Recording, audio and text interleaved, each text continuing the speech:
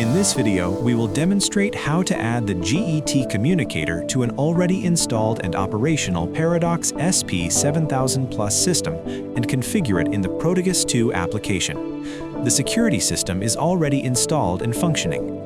The GET communicator is connected according to the wiring diagram to the Paradox KeyBus terminals and to the TIP and ring terminals. After completing the physical connection, we proceed with configuration in the Paradox 2 app. Open the Paradox 2 application. Open the side menu.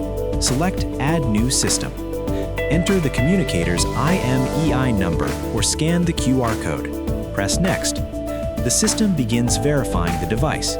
You will see Checking and Please Wait on the screen. After successful verification, the panel connection type selection appears.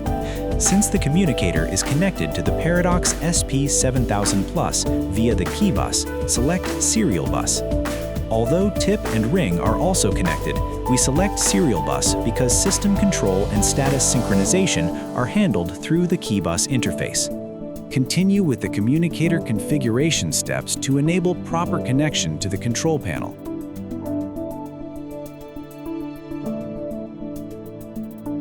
Once the communicator configuration is completed and the settings are saved, press Next. At this stage, a new system is created in the Paradox 2 application and assigned to your account. The communicator then initializes and links to the newly created system.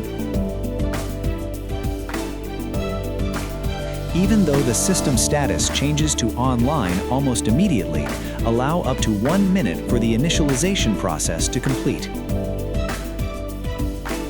Open the side menu. You can also create a new panel user code directly from the Paradox 2 application. Go to Users, select Add New User. Fill in the user details and assign the required access permissions according to your needs. Assign the corresponding panel user code.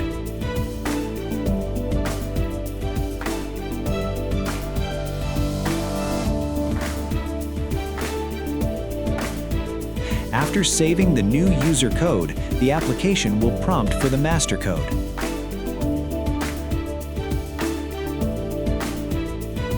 The new user is now created. The new code can immediately be tested by arming or disarming the system. Return to the main screen.